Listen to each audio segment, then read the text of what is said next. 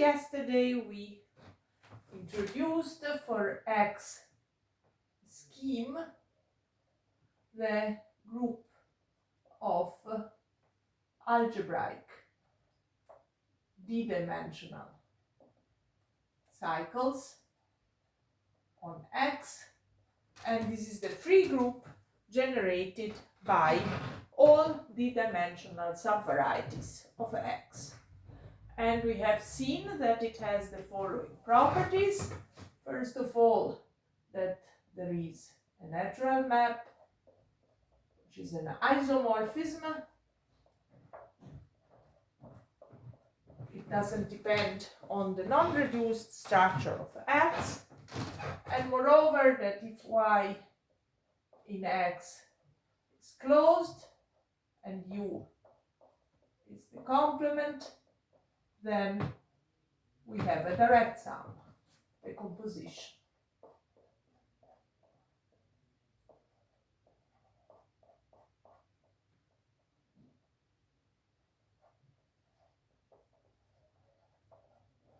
So it behaves very well under the splitting. We'll see, however, this is not really what we're interested in. We want to define an equivalence relation, and then the splitting will become a weaker property, but will still be very interesting. So now you also recall that if f from X to Y is a proper map, then we get an induced push forward on cycles, which is functorial. Functorial means the identity push forward is the identity, and the push forward by the composition is the composition of the push forward. Notice that composition of proper maps is proper. And today we want to define a map in the other direction, but before we do that, we want to introduce an important notion, which is that of virtual cycle for a pure dimensional scheme. So definition: X scheme is pure dimensional of dimension D if all irreducible components x1, xn have dimension D. This seems very simple. Notice that I did not discuss whether I want to consider or not embedded components, so associated primes, which may have a higher codimension. But let me just for the moment assume, take whatever definition of irreducible component you want, because in the cases where we will actually apply this, it will make no difference. So X is then we want to define, we define the fundamental class of X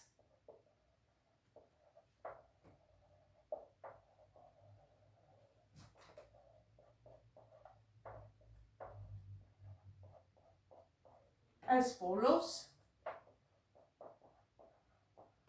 So what is the idea of the fundamental class? You should think of homology of cycles as an analogous to homology cycles, and then we will define a rational equivalence, and cycle classes will be analogous to homology classes.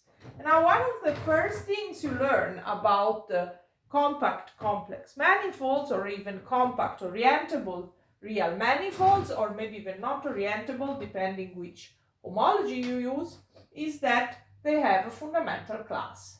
If you want, one way to think of it is that they can be triangulated and therefore define a cycle, for instance in singular homology. And this is the algebraic counterpart of this construction, so it's extremely important. It is also easy, but it has a touch of algebra in it. So let me tell you what the definition is. X is the sum for I from 1 to n mi xi. This is obvious because if the irreducible components have dimension d, they are also the only subvarieties of dimension d x has, because any other subvariety must be a subvariety of an irreducible component. So certainly I have such a formula, and the only question is what are the multiplicities. And the multiplicity mi is the length of xi. So recall that OXV by definition is the stroke at the generic point of V. So what is this length? So I will just give an outline of this. If you want more details, you have to look into Fulton's book in the appendix. In general, looking into Fulton's book in the appendix is always a good idea. Spend time reading the appendices. A little bit at a time, you will learn a lot, and in particular, you will learn a lot of good references, good statements. So let me discuss what is this length. So let A be a local ring, for instance, this ring, with maximal ideal MA, and let M be an A module. A composition series for M is a finite sequence of submodules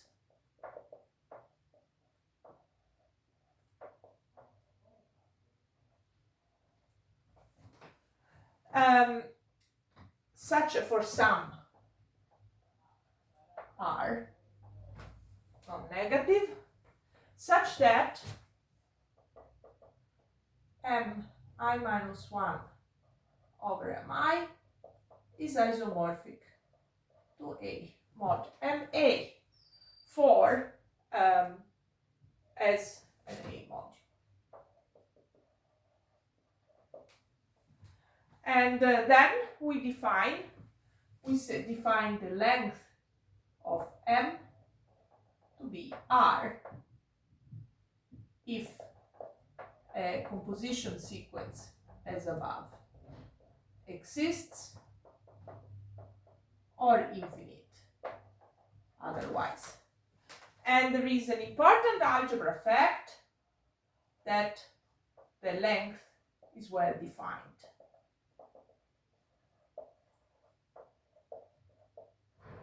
So let me give you one example of length. So if this looks extremely abstract, let me give you a special case. Let K be the residue field if A is a K algebra, and of course by this I mean in such a way that A to A mod Ma is K linear, so it's K algebra in a realistic sense, in a reasonable sense, then the length of any A module is just its dimension as a K vector space. So this complicated definition has to deal with the fact that in general a local ring is not an algebra over its residue field. But whenever we are just trying to define the equivalent of the dimension. And so in particular, more remarks. The first remark is this is a local construction. Remark. Mi doesn't change if we replace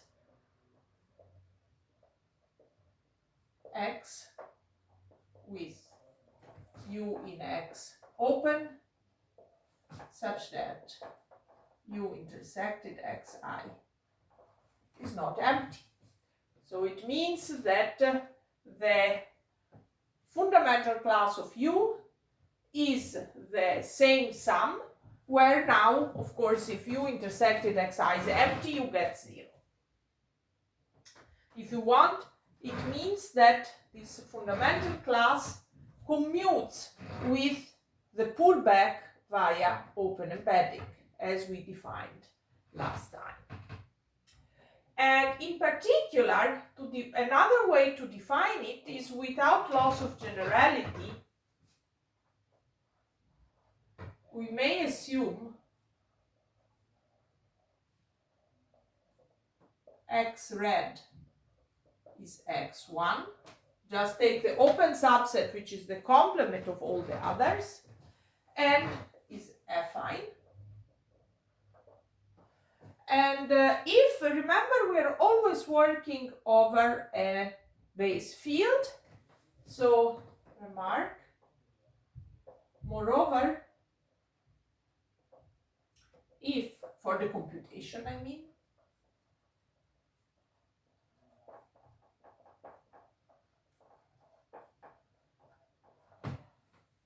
moreover, if the base field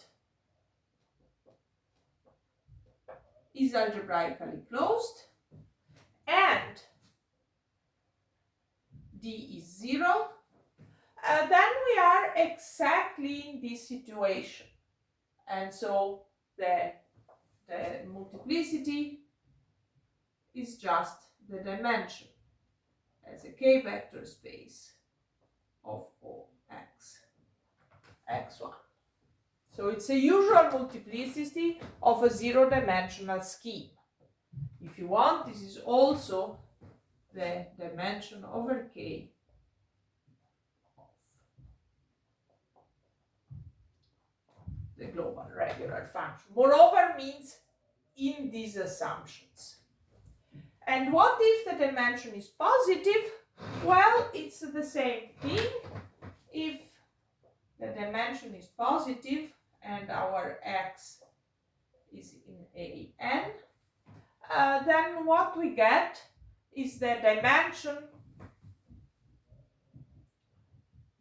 is the minimal for the intersection of x with a linear and affine linear subspace of codimension D.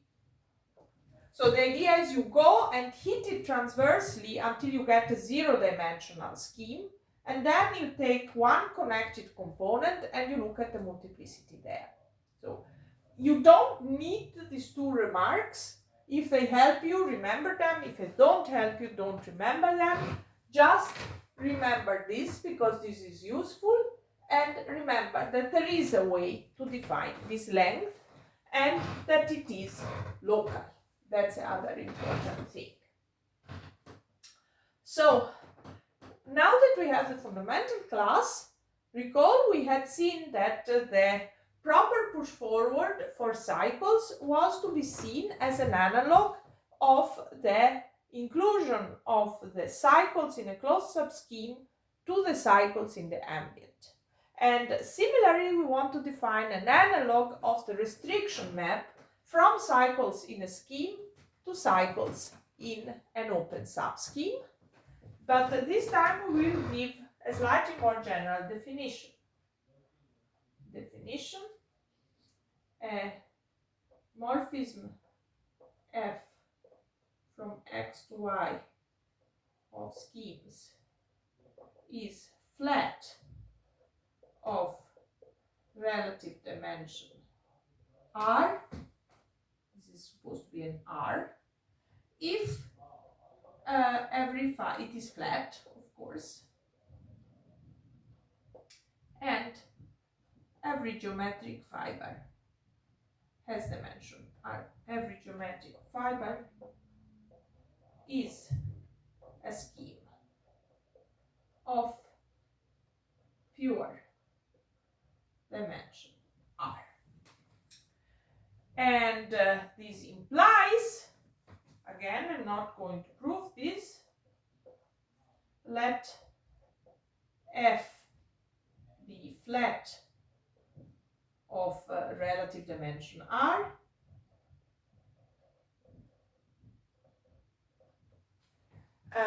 let V in Y be a d-dimensional subvariety, or in fact pure d-dimensional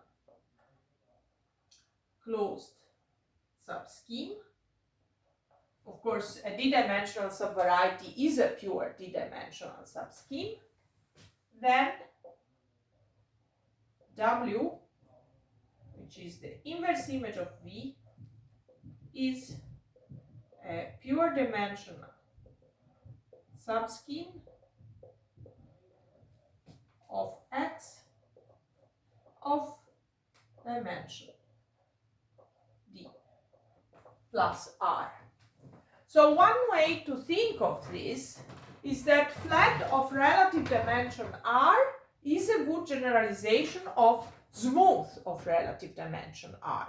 If you have a morphism which is smooth of relative dimension R and the basis is an irreducible variety of dimension D, then the inverse image, the total space, is also a variety of dimension D plus R. And this flatness is a bit of a generalization, but not too much, and in fact a very good generalization. And then of course we have the definition. If F from X to Y is a flat morphism of schemes of relative dimension R, we define flat pullback from ZD of Y to ZD plus R of X by F pullback of the class of a variety V to be the fundamental class of the inverse image, where this is the fundamental class as defined here. So this is how we define flat pullback, and the first remark is that if F from U to X is an open embedding, then it is flat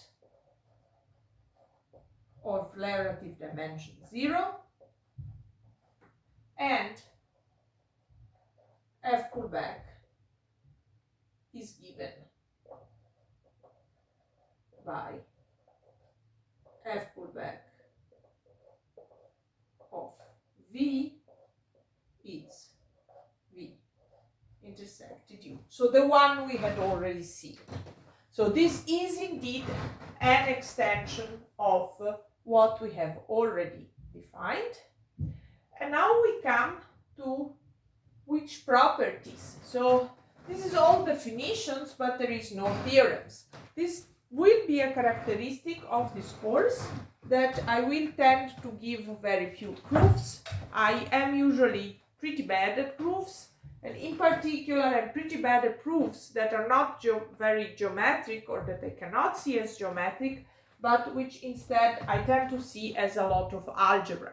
I can sit down and do the algebra myself sometimes. I can certainly sit down and read it in Fulton's intersection theory, but I cannot reproduce it convincingly at the whiteboard, or not even at the blackboard.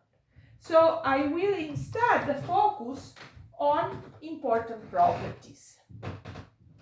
So whenever I will talk about flat pullback, I will always assume that we have a fixed relative dimension. So the key property so far, this is important, so let me use color pen.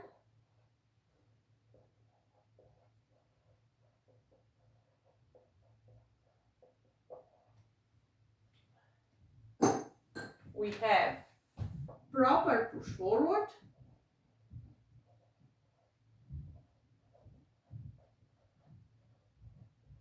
and flat of relative dimension dr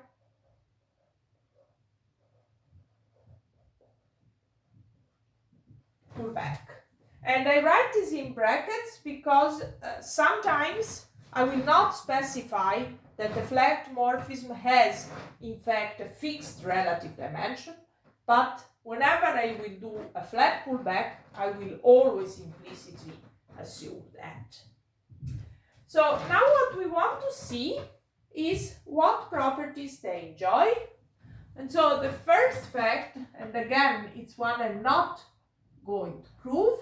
So whenever I write fact, means this is something I am not going to prove. It doesn't mean it's unimportant. It doesn't mean the proof is too difficult or not beautiful enough. It just means I've chosen not to do it. So the first fact is that flat pullback is functorial. So let me, this is, it means, if you know any category theory, it's obvious what it means. But if not, I will spell it out because this is so important. If f from x to I is flat of relative dimension r, and g from I to z is flat of relative dimension s, so you have two, again like before we had two composable morphisms which are both proper, and now we have two composable morphisms which are both flat and each has a well-defined relative dimension. Then 1h, which is the composition and goes from x to z, is flat of relative dimension s plus r, and 2, the composition of the pullbacks is the pullback of the composition. So h pullback is equal to f pullback.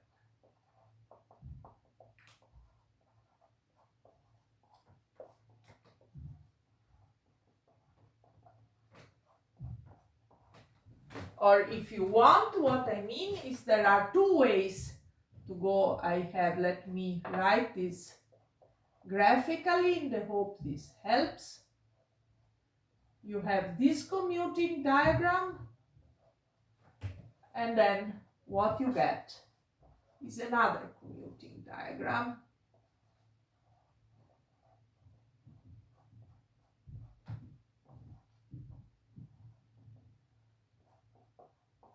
And this is G pullback, this is F pullback.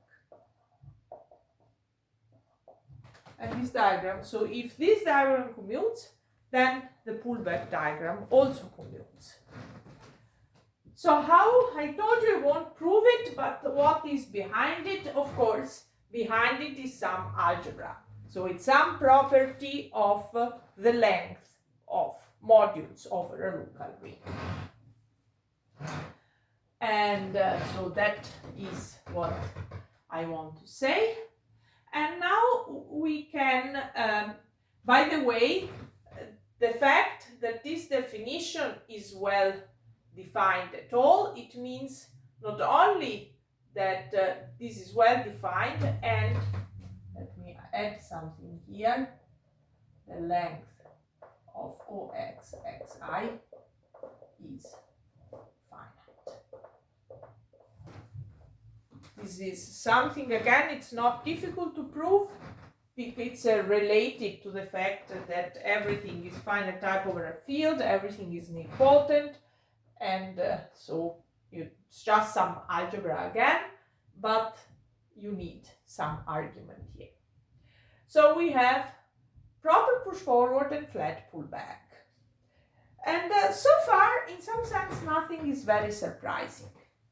What comes as a surprise now, and at least for me, it was very difficult to get a hold on, but this is a key idea in the whole intersection theory approach of Fulton and McPherson, and I suggest you pay a lot of attention to the property we are going to state now. So, fact, and again, this is a fact because I am not going to prove it. I am not going to prove it because my algebra is terrible, but there is more than that. I'm not going to prove it because, in my opinion, it's so important that you understand the statement. And that you understand the proof may or may not be important. And I want you to take the choice whether you learn this proof or not. But my claim as a teacher is that the statement is incredibly important. And so let me go to the statement. So fact, or maybe let me call it theorem, but no proof. Assume given a Cartesian diagram of schemes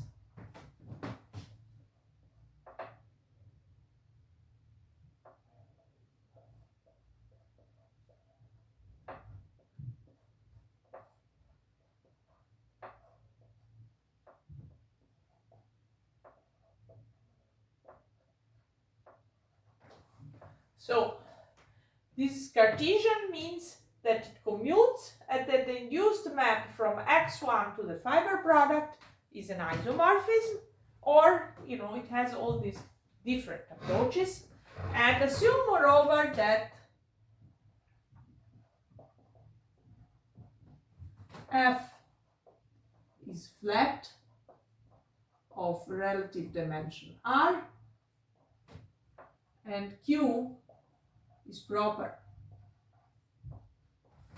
And both properties are invariant under base change. So this implies that f1 is flat of relative dimension r and p is proper. And if you ask yourself, where did I already see something similar? I can tell you because I have my Hartshorne on my desk.